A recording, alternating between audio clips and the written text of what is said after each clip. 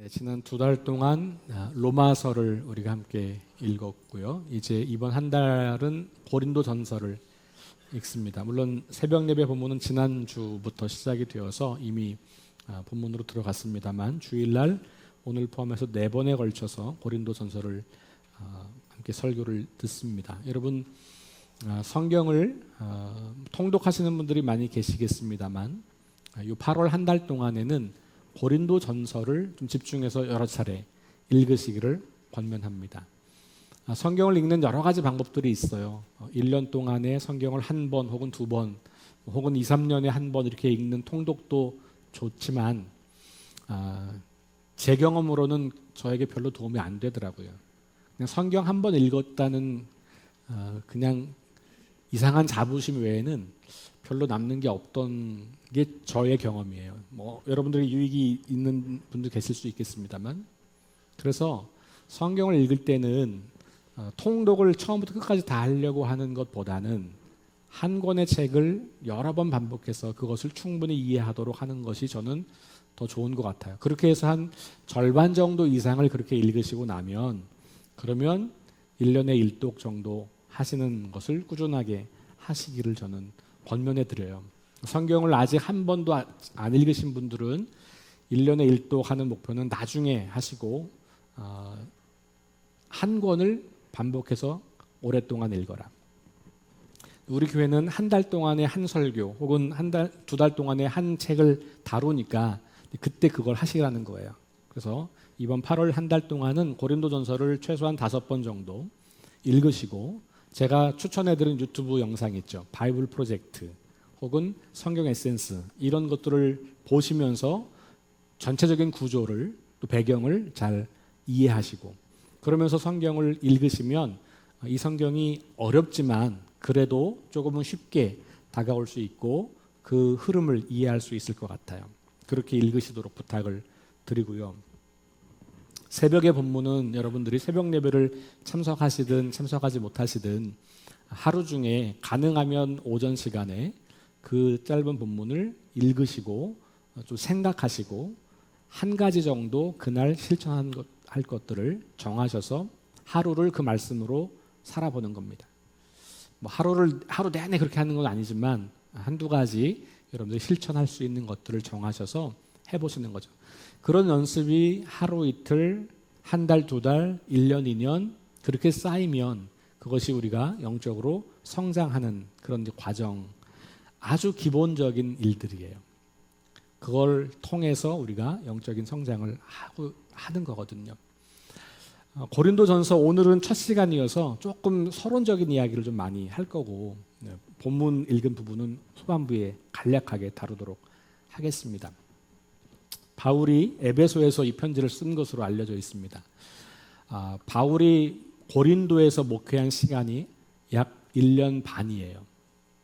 18개월을 목회했으니까 비교적 오랫동안 머물렀던 지역이에요. 그러니까 애정이 굉장히 크겠죠. 그리고 한 4, 5년이 흘렀는데 에베소에 있는 바울에게 들려오는 소리가 있어요. 교회에 여러 가지 문제가 있습니다. 또 공식적으로 교회가 사절단을 보내서 바울에게 편지도 전달하고 또 구도로 질문하는 내용들이 있어요. 그런 것에 대해서 답변을 제공하고 있는 게 고린도 전서예요. 그래서 1장부터 6장까지는 얘가 넘어갈 수 있게 좀 도와주세요.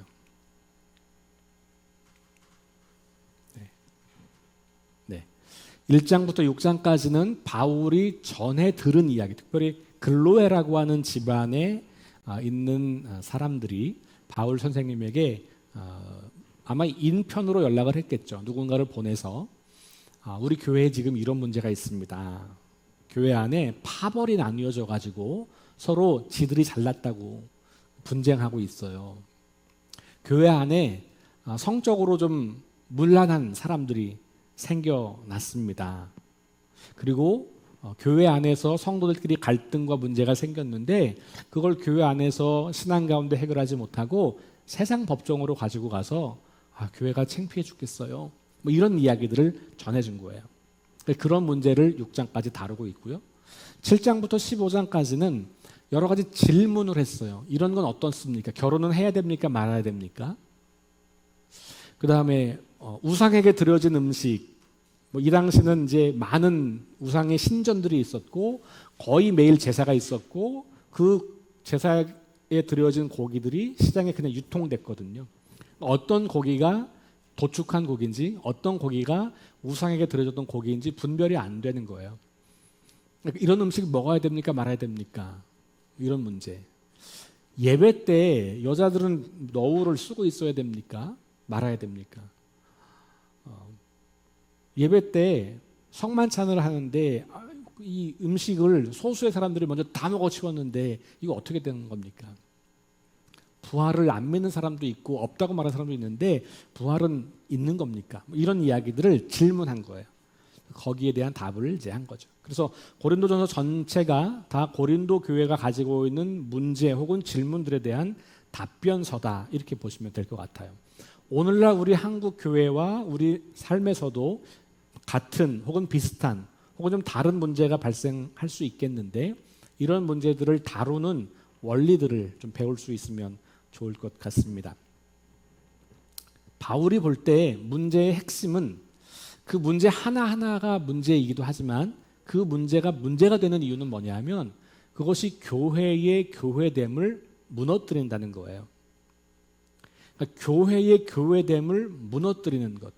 그러니까 이 문제는 그것 자체가 우리의 괴로움을 주거나 그게 우리 삶에 손해를 끼치거나 이래서 문제가 아니고 교회를 교회되지 못하게 하고 그리스도인을 그리스도인답지 못하게 하는 거기 때문에 이 문제가 된다는 거예요. 바울이 이 문제를 다룰 때 교회가 뭐냐 그게 중요한 거예요. 그래서 왜냐하면 교회가 뭔지를 이해해야 교회가 교회되게 하는 거잖아요. 이런 문제들이나 질문들 속에는 교회를 교회답게 하지 못하는 것들이 들어있으니 바울이 하고 싶은 건 뭐냐면 여기에 대한 답을 각각의 답을 주는 것도 중요하지만 그걸 통해서 교회가 교회되게 하는 것 이게 바울이 가지고 있는 진짜 이슈거든요. 바울이 이해하는 교회, 이 고린도전서를 통해서 우리가 읽을 수 있는 교회가 여러 가지가 있겠지만 몇 가지만 좀 간추려 보면 첫 번째는 교회는 회심 공동체라는 거예요.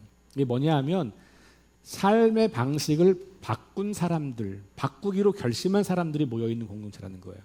그러니까 예전의 삶의 방식을 그대로 따라가지 않겠다고 나는 이제는 새로운 삶을 살겠다고 결심한 사람들의 모임이라는 거예요. 그걸 회심 공동체라고 이야기하는 거예요. 두 번째는 그렇게 회심한 사람들이 그 상태로 머물러 있는 게 아니고 계속해서 성장해야 한다. 성장하는 공동체라고 보는 거예요. 태어났으면 성장해서 자라야 그 존재의 가치를 발현하게 되는 거거든요. 모든 생명은 자라는 것이 의무가 아니고 자연스러운 현상인 거예요. 그래서 자라지 않는 생명은 죽은 거예요. 그러니까 성장이라고 하는 것을 의무로 생각하는 게 아니고 자연스러운 과정으로서 그리고 만약에 우리가 건강한 교회가 되고 건강한 그리스도인이 되어서 이 땅에서 하나님이 우리에게 맡기시는 일을 감당할 수 있게 되려면 마땅히 우리가 성장해야 하는 것이죠. 그러니까 성장을 위한 음식을 먹어야 되고 성장을 위한 환경을 조성해 줘야 되는 거죠. 교회 공동체가 그런 곳이에요. 또 하나는 교회는 여러 다양한 사람들이 모여 있지만 한 몸 그리고 한 가족이라는 거예요. 그래서 개개인의 이 다양성이 이 교회 안에서 하나로 연합하고 연대하고 그 하나됨을 지켜가는 그런 공동체, 이게 교회라는 거예요. 그리고 교회는 회심 공동체가 좀 확장되면 그래서 거룩해지는 공동체라는 거예요. 예전의 삶의 방식을 더 이상 추구하지 않고 새로운 삶의 방식을 추구한다는 것은 거룩한 삶을 살겠다고 하는 거거든요. 그런 의미에서 우리는 세상과 구별되는 거룩한 공동체인 것이죠. 그 외에도 여러 가지를 이야기할 수 있어요. 그런데 이렇게 한 4가지 정도를 추려봤고요. 그 4가지를 여기에 우리 교회 현수막에 다 그걸 나름대로 표현을 해보는 거예요. 그러니까 성경이 말하고 있는 교회가 어떤 교회냐, 우리는 늘 그걸 꿈꾸고 그걸 구현하려고 살아가는 거죠. 그러니까 바울은 고린도전서 문제를 해결하면서 결국은 이런 교회를 세우려고 하는 거예요. 자기가 세웠던 교회가 그렇게 되지 못하고 있는 것을 보면서 안타까운 마음으로 이 편지를 보냈다라고 볼 수가 있는 거죠. 결국은 해결하려고 하는 이 큰 원리는 뭐냐면 어떻게 하는 것이 교회의 하나됨을, 교회의 교회됨을 지키는 것인가. 문제를 해결하다가 더 큰 문제가 발생하는 경우들이 왕왕 있습니다. 문제를 해결하려고 했는데 좋은 방법을 썼는데 교회의 교회됨은 망가졌어요. 그런 문제가 해결됐다고 하더라도 그건 잘못된 거예요. 왜냐하면 우리가 이 세상에서 좋다고 하는 방법들, 세상 사람들이 지혜라고 하는 방법들, 세상 사람들이 성공했다고 하는 경험들을 가지고 들어왔을 때 그것이 교회의 교회됨을 지킬 수 있는 것이 있고 그러지 못한 것들이 있어요. 그러니까 우리는 그걸 분별할 수 있어야 됩니다. 그러니까 교회가 교회답게, 교회가 교회되게 하는 거죠. 그러려면 우리가 교회가 어떤 공동체인지를 잘 알고 있어야 되는 거예요. 내가 만들고 싶은 교회를 우리는 세우는 게 아니에요. 하나님께서 이 땅에 세우고 싶어 하시는 교회, 예수님께서 세우려고 했던 교회, 초대 교회, 이 성경에 나타나는 교회들이 추구했던 교회를 세우는 게 우리의 목표인 거지 내가 원하는 교회를 만드는 게 아니라는 것이죠. 자, 그렇다면 이 여러 가지 문제와 질문들을 크게 2가지로 좀 분류해 볼 수 있을 것 같아요. 한쪽의 문제들은 교회의 하나됨을 지키는 것과 관련된 문제들이에요. 또 한쪽의 문제들은, 질문들은 교회의 거룩함을 지키는 것과 관련된 문제들이에요. 그래서 분열의 문제라든지 세상 법정에 성도들이 서로 고소하는 문제라든지 예배 때에 뭐 이렇게 한쪽 사람들이 뭔가 피해를 보게 된다든지 은사가 다양한데 그 은사를 가지고 서로를 비난하고 자기만 옳다고 주장한다든지 이 모든 것들은 하나됨을 망가뜨리는 것들이죠. 그러니까 이제 그런 문제들을 다룰 때 바울에게 가장 중요한 원리는 하나된 교회의 이 하나된 공동체를 어떻게 유지할 건가, 거기에 관심이 있는 거고요. 결혼, 성, 우상에게 바친 음식을 먹거나 우상을 숭배하는 것과 관련된 것들은 거룩함과 관련되어 있어요. 우리 삶이 얼마나 깨끗하고 거룩하냐, 그 교회가 그런 사람들의 모임이 되느냐. 그러니까 결국은 고린도서가 이야기하고 있는 다양한 문제들을 2가지로 압축하면 교회의 하나됨과 교회의 거룩함을 파괴하는 것들이고 바울은 그것을 고치려고 했다, 이렇게 볼 수 있겠고, 그 저 맨 밑에 가장 기본으로 깔려 있는 기초가 있어요. 그게 뭐냐면 예수 그리스도예요. 예수 그리스도의 십자가와 부활, 이 사건을 가장 기본으로 깔고 있어요. 그러니까 예수님 없이, 십자가의 정신 없이, 부활하신 예수님을 소망하고 바라보는 것 없이 문제를 해결하려고 할 때 교회의 문제는 해결이 잘 안 된다는 것을 볼 수 있어요. 왜냐하면 교회는 그리스도 안에서 세워진 공동체이기 때문에 그렇죠. 그러니까 우리의 반석이, 우리의 토대가 예수 그리스도인 거예요. 그러니까 그분의 삶과 그분의 가르침과 그분의 모습, 이것이 우리가 문제를 풀어가는 기초 원리가 되는 것이죠. 그걸 가지고 하나됨과 거룩함을 지켜가고 성장하는 공동체를 향해서 바울은 권면을 하고 있다라고 볼 수가 있습니다. 여러분 나누어드린 설교 요약 설교 계획을 보시면 오늘 본문이 성장하는 공동체와 관련된 본문이에요. 그리고 다음 주가 거룩한 공동체와 관련된 이야기를 할 거예요. 물론 이제 본문은 짧지만 여러 가지 다른 이야기들 포함해서, 그다음에 3번째는 사랑의 은사를 이야기하면서 하나됨의 이야기를 하려고 합니다. 그리고 마지막 주가 예수 그리스도의 부활. 그래서 바울이 이 예수 그리스도의 십자가와 부활을 토대로 하나됨과 거룩함을 지키려고 했던 그 노력들을 우리가 발견해 보려고 하는 겁니다. 특별히 성경 전체가 마찬가지지만 특별히 이 서신들을 읽으실 때는 그 배경적인 지식이 있는 게 좀 도움이 돼요. 그래서 여러분들이 조금 관심이 있거나 좀 궁금하신 분들은 공부를 좀 하시면 좋습니다.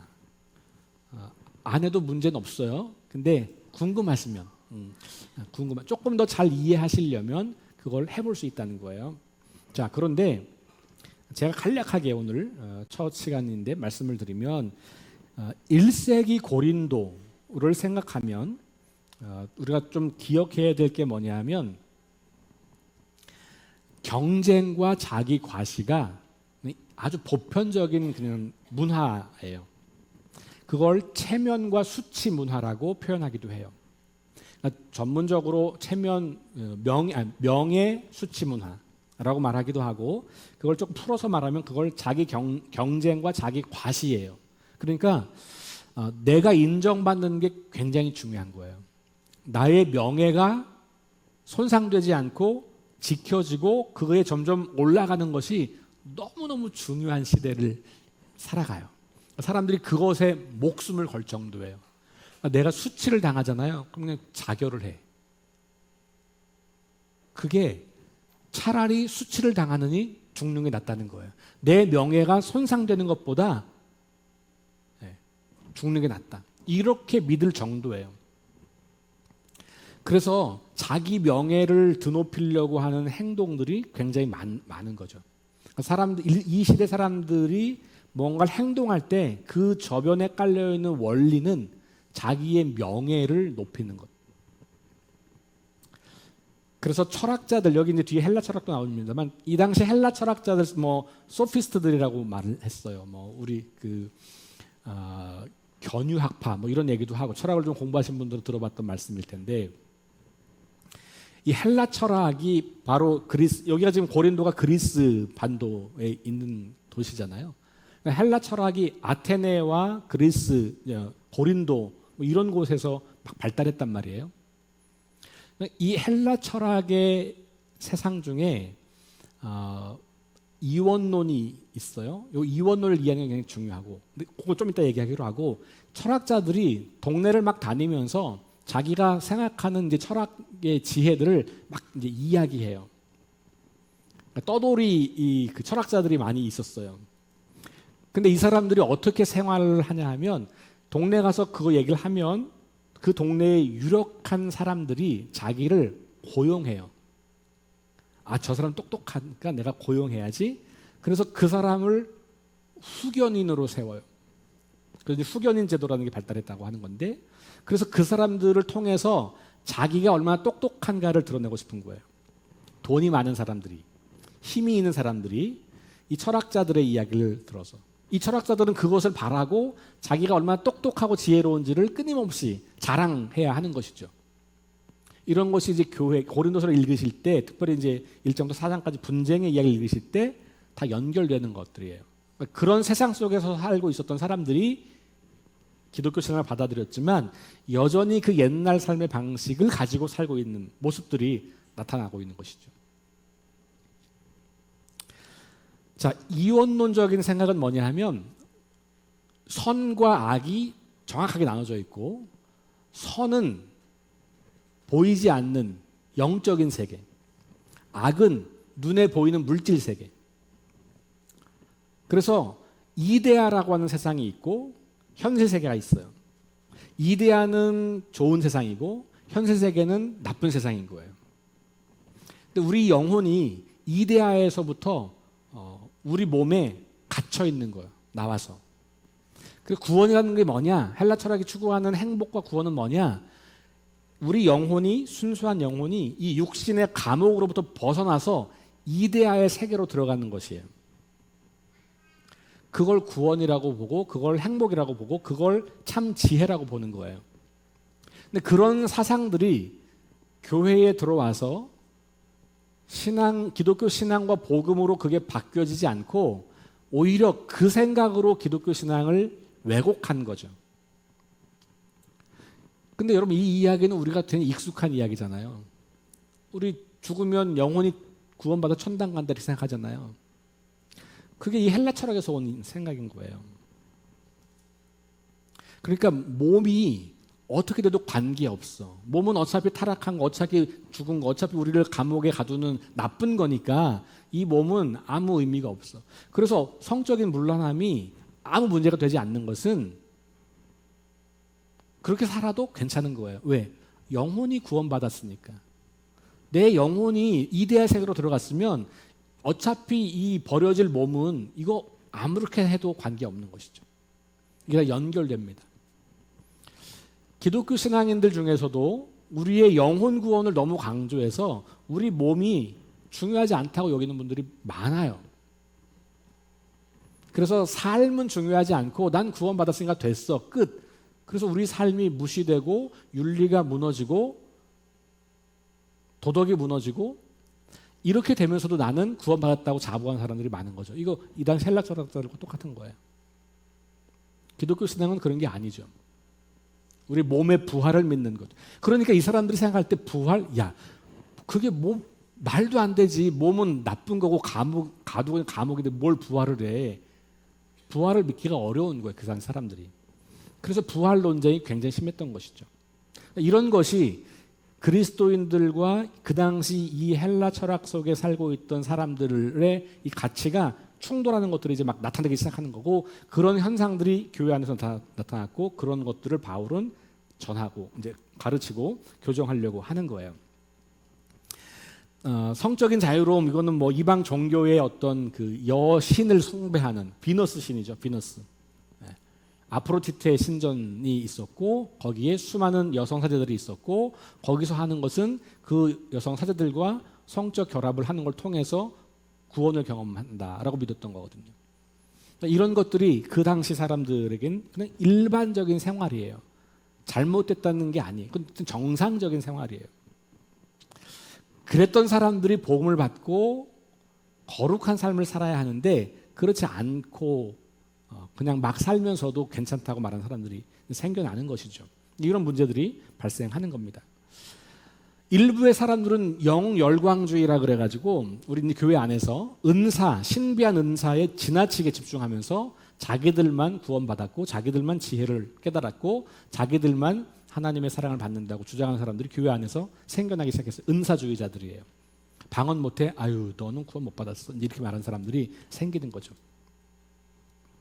유대의 소수의 경건주의자들은 이제 이방 사람들이 회심한 것에 대해서 의심을 품고 너네 그렇게 살면서도 계속 구원받았다고 말하면 곤란해? 이런 문제들이 생기기 시작하는 거죠. 그러니까 이런 것들이 교회 안에서 계속해서 발생하기 시작합니다. 그리고 그 당시에 그리스도인들은 임박한 종말론, 자기들 시대에 예수님이 재림할 거라고 믿었거든요. 그런 임박한 종말론, 이런 것들이 이 세계를 구성하고 있는 굉장히 복잡하고 다양한 그런 이제 사회문화적인 정황들이에요. 이걸 제가 다 설명할 수는 없으니까 여러분들이 이런 것들은 관심이 있으면 공부를 좀 하시면 좋은데 제가 추천 도서를 알려드릴게요. 이 책 진짜 재밌는 책이에요. 고린도에서 보낸 일주일. 우리 요즘에 그런 거 많이 하죠. 뭐 제주도에서 한 달 살기 이런 거잖아요. 고린도에서 일주일 살기 뭐 이런 책이에요. 제목이. 고린도에서 일주일 살아보기. 그러면 그 1세기 고린도, 바울이 사역했던 1세기 고린도 지역이 어떤 사회와 어떤 문화를 갖고 있는지를 굉장히 생생하게, 소설이에요.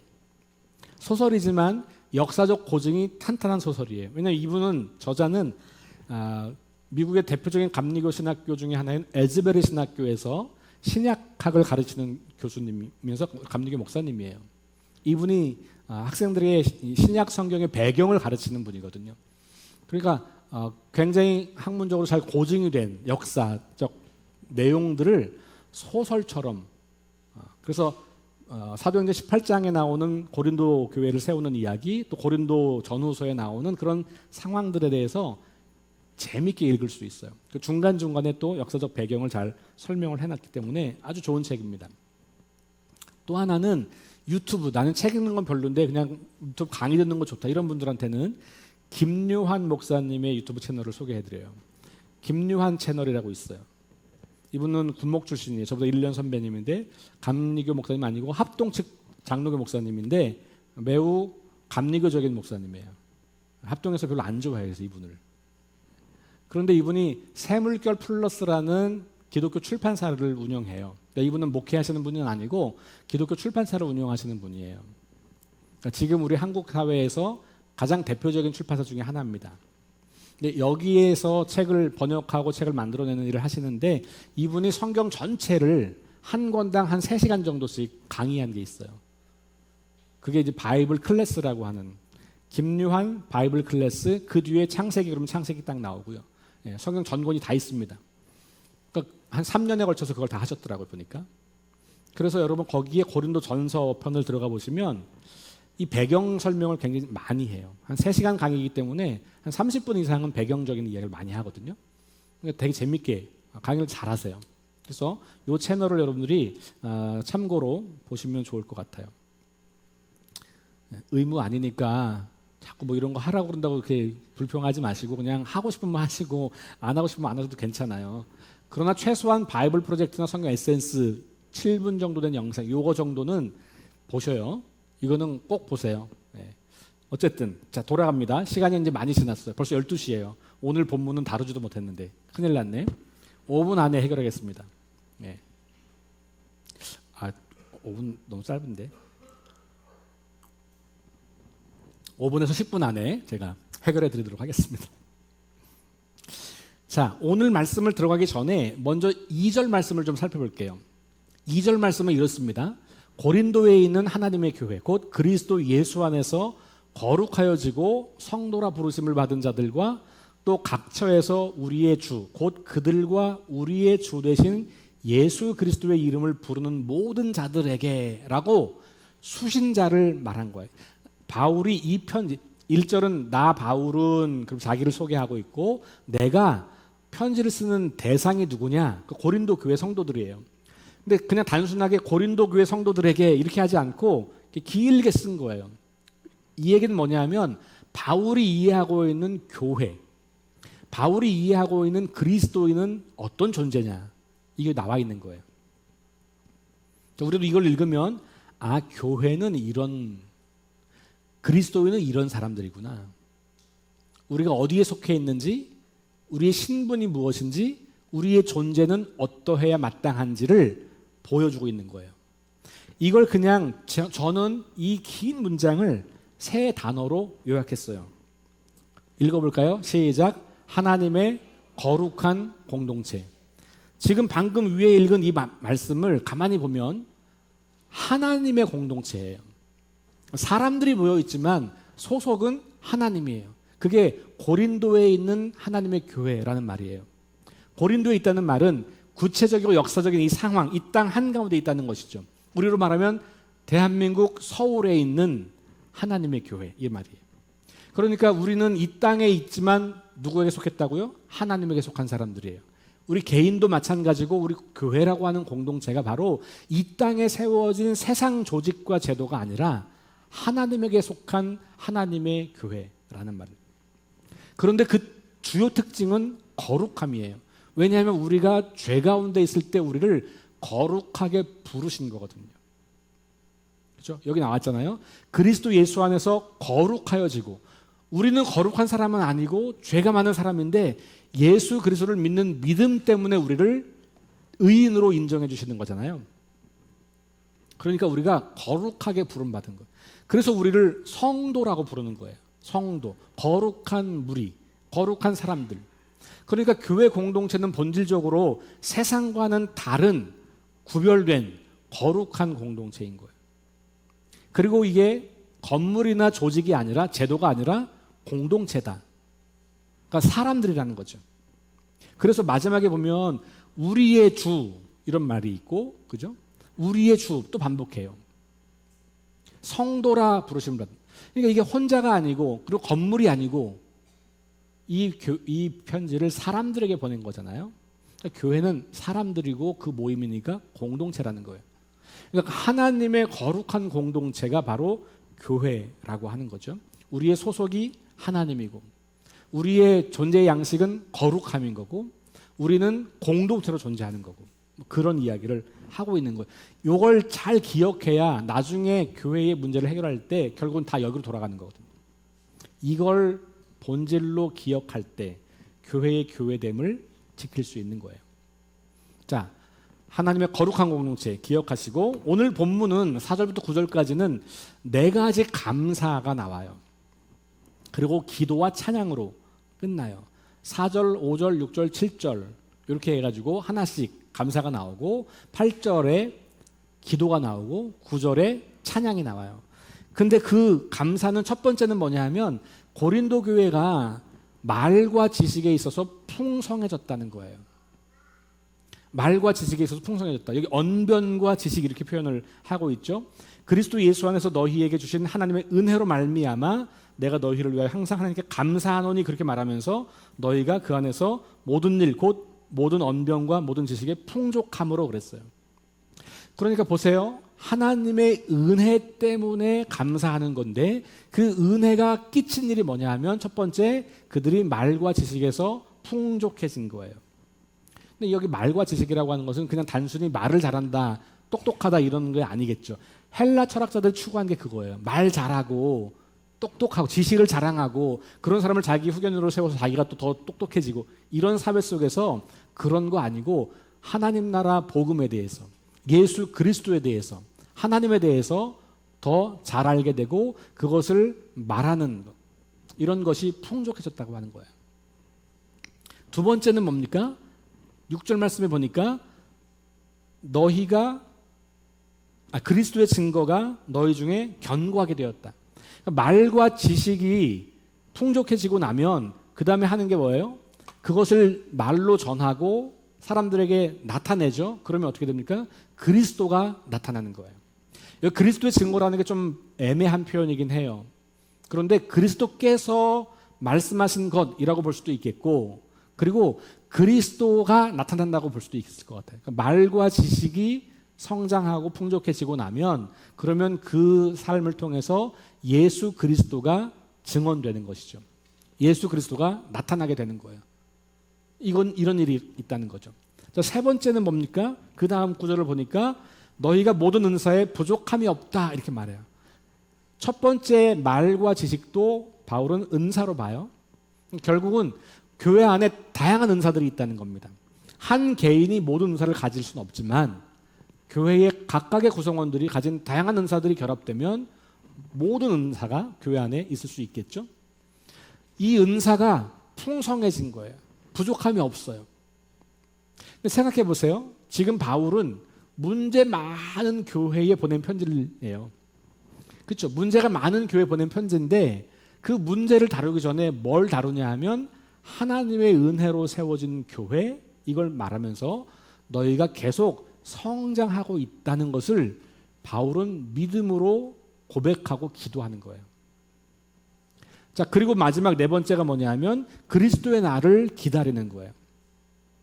주 예수의 나타나심을 기다리는 것. 이게 마지막 주님의 재림을 기다리는 거거든요. 그러니까 이 1세기 고린도 지역에 있는 이 교회가 바울이 보기에는 많은 문제가 있고 많은 어려움이 있고 많은 해결해야 될 과제가 있지만 그럼에도 불구하고 이 교회는 하나님의 교회고 하나님의 은혜 위에 세워진 거기 때문에 계속해서 성장하고 있다라고 보는 겁니다. 문제들이 있기 때문에 성장 못하고 있는 게 아니고 성장을 하고 있는 것. 그리고 그 성장을 또한 기대하며 기도합니다. 여러분 마지막에 8절에 보세요. 읽어볼까요? 8절. 주께서 너희를 우리 주 예수 그리스도의 날에 책망할 것이 없는 자로 끝까지 견고하게 하시리라. 주님께서 이 교회를 견고하게 하신다는 거잖아요. 근데 언제까지? 그리스도에 오시는 그날까지. 그러니까 이건 계속해서 영적인 성장이 이루어져 갈 수 있다는 거고 가야 한다는 기대를 보여주고 있는 거예요. 그 기대가 뭡니까? 마지막 주님 앞에 섰을 때 책망받을 게 없는 거예요. 그렇게 계속해서 온전히 성장해 나가는 그런 이야기를 우리에게 들려주고 있는 거죠. 그러니까 결국은 이 마지막 8절 말씀은 주께서 그렇게 할 겁니다라고 하는 믿음이기도 하고 기도이기도 한 거예요. 주님께서 이 교회를 그렇게 이끌어 주십시오라고 하는 기도인 거죠. 자, 그리고 9절 마지막 뭐라고 말하고 있습니까? 자, 너희를 불러 그의 아들 예수 그리스도 우리 주와 더불어 교제하게 하시는 하나님은 미쁘시다. 하나님은 미쁘십니다라고 하는 건 하나님은 아름다우십니다. 하나님은 존귀하십니다. 이런 표현이란 말이에요. 찬양이에요. 근데 그 내용이 뭡니까? 우리가 그리스도와 교제하게 되는 것. 예수 그리스도를 더 알아가고 친밀하게 만나고 사귀고 그럼으로써 우리가 구원의 진리를 알게 되고 하나님 나라를 이해하게 되고 그 안에서 우리 인생을 우리 교회를 세워가게 되는 거, 이거 하나님이 하신 일이라는 거죠. 그러면서 그 하나님을 찬양하는 거예요. 그러니까 바울이 교회가 아무리 망가져도 하나님의 교회라고 하는 것을 기억하고 있는 거예요. 여러분, 우리는 가끔씩 교회를 보고 낙심할 때가 있어요. 저도 그럴 때가 많아요. 야, 교회가 도대체 어떻게 되려고 하나. 어두운 전망들 내놓을 때가 있어요. 여러분, 그럼에도 불구하고 우리는 교회에 소망을 가질 수 있는 것은 교회가 세상 조직이 아니라 하나님의 교회이기 때문인 거예요. 그리고 그 하나님께서 우리 교회를 온전하게 성장하도록 도우신다는 것을 기억할 필요가 있어요. 그걸 믿으면 내가 그 하나님의 도우심을 힘입어서 끊임없이 성장을 위해서 나아가야 한다고 하는 것을 받아들이게 되는 것이죠. 고린도 교회의 문제를 다루기 전에 먼저 바울은 이 교회가 하나님의 교회이고 거룩한 공동체이고 하나된 공동체이고 이걸 주님께서 끝까지 이루어 가실 거라고 하는 그 기대 그리고 그런 찬양을 하고 있는 거예요. 그래서 앞으로 다룰 문제들에 앞서서 이 교회의 정체성에 대해서 분명하게 이야기하고 있는 것이죠. 자, 마지막 기도 함께 하고 우리 축도하겠습니다. 같이 우리 스크린에 있는 기도문 읽겠습니다. 우리 석교 공동체가 하나님의 은혜 가운데서 지속적으로 성장하게 하소서. 말과 지식에서 풍족해져서 그리스도의 증거가 견고해지며 모든 은사에서도 부족함이 없이 그리스도의 날을 소망하는 공동체가 되어 그날에 주님 앞에 섰을 때 책망받을 것이 없게 하소서. 아멘. 우리 모두 이런 영적 성장을 이루어서 건강한 그리스도인, 건강한 교회로 세워지는 큰 축복을 누릴 수 있기를 주의 이름으로 축원합니다.